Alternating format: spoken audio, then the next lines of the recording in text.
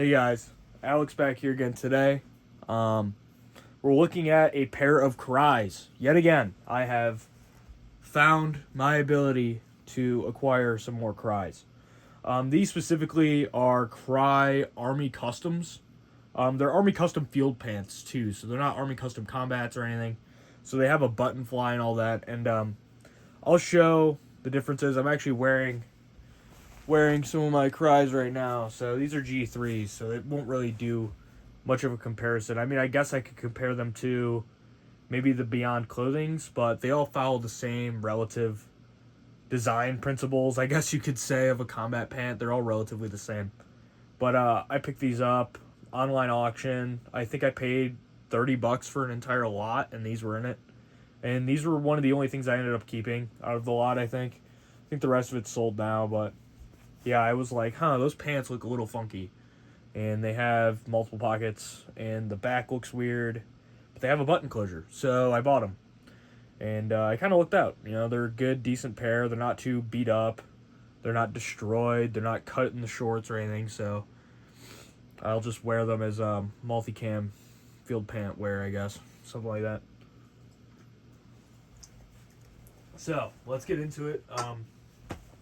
Standard Crye construction. The angled pockets, of course. A little bit of like the squared off pockets, I guess you could say. Get your dip pouches on the inside, or the inside thigh pocket dip pouches. Standard button layout, or not button layout, pocket layout. You have 8 pockets. You have 4 cargo pockets, or 6 cargo pockets. Actually, it's a 10 pocket design. Duh. Man, I'm being kind of stupid right now. Yeah, you have 6 cargo pockets, or auxiliary pockets, and then you have 4 hip pockets, I guess you could say. 2 front, 2 rear. Classic Crye design. These were before they switched over to doing the badging on the exterior of the pockets. But the pocket shape's a little bit different. It's angled inward. So if you look at the pocket shape, the way how it's gusseted and everything, if it's laying relatively flat, you can see that the pocket is angled. It's canted forward slightly, which means more ease of access. And actually, these pockets seem slightly bigger than G3 pockets for some reason. Don't know why. Maybe it's just a different design. Who knows? But you have hook and loop. The hook and loop on these ones are actually pretty big, I'd say, compared to G3s. Kind of have a short tab and a short hook. But on here, the hook and loop is quite beefier. Same for the ankle pocket or the calf pocket. Still relatively the same. You do not have the adjusters that you would have typically on some combat pants. And also the pockets are kind of more of a uniform rectangular shape. They're not coming down at such a sharp angle. They're more laid out. So they're a little bit less harsh of an angle. And sorry guys, I'm getting over a little bit of a cold. So if I'm a little bit discombobulated right now, it's probably because of that. But so here we have knee pad inserts. You could use normal Crye knee pads, or you can cut some foam and put it in there. You can do that. And then the bottoms are also lacking Velcro, so they would have ties. They would have a tie closure. Excuse me.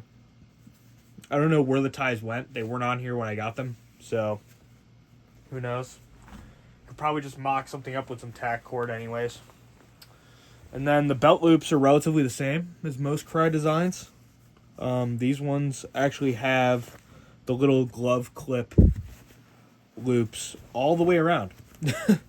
So every single belt loop has that, which is kind of crazy to me. I mean, I don't really use them for anything other than like carrying keys or carrying gloves. So I could see the utility, I guess, if you're strapping like a bunch of stuff on here. Maybe you want to carry some chem lights and you want to make a bridge. I could see that. But other than that, it's kind of a lot. But on the back, we have the Multicam tag. So, official license Multicam. And then these are Velcro closure pockets.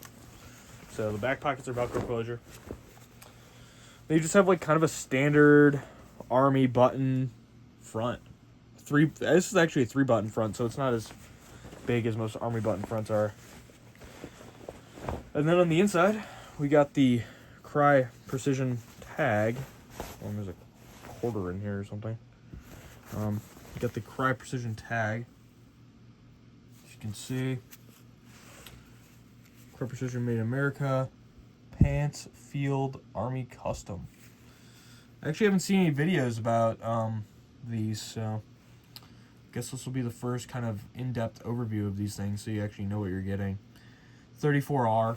They're a little bit big on me. I'm like a 32, so they're a little baggy and stuff.